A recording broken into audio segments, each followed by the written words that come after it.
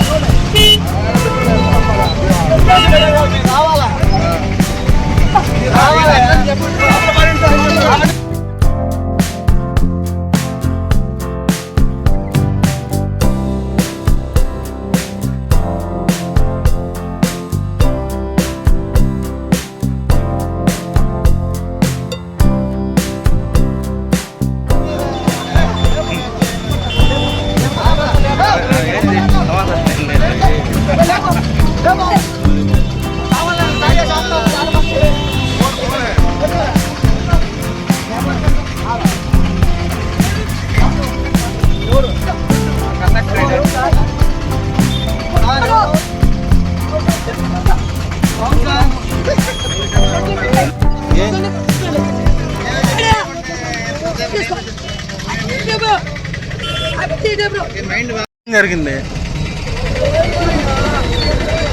Bus stand లో bus ఆపిన తర్వాత ఎండు చేపలు వేశారు బస్సులో. ఎండు చేపలు అలవలేదు. దించమన్నాం, దించలా. రాయి ఎత్తుకొని కొట్టాడికి వచ్చాడు ఆ పిల్లడు. వచ్చి పీ తింటారా పెంట తింటారా మీరు చేపలు తినక అని మాట్లాడి ఆడ ఆగిపోయి స్టేషన్. బస్తాలు ఎన్ని బస్తాలు వచ్చారా? యాడ్ నుంచి పోతుంది ఇది బస్సు యాడ్ నుంచి వస్తుంది, ఆత్మగురు పోతుంది. ఫుల్గా తాగేసి ఉన్నాం మంచి.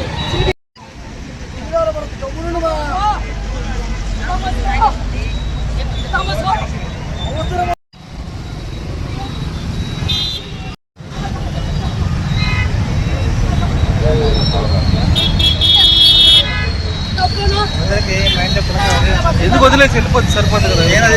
డ్రైవర్ గంట బస్ ఆపేస్తుంది అక్కడ. ఏం డ్యామేజ్ జరగదా? ఏం జరగదా?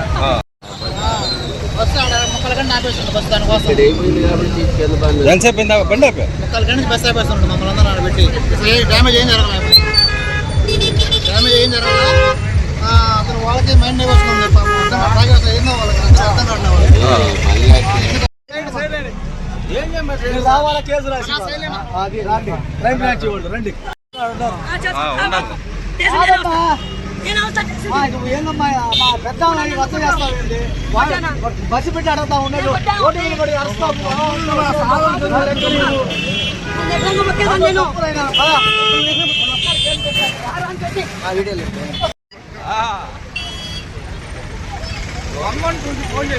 జనాల్లో అబ్బాయిగా కొట్టాను తల్లి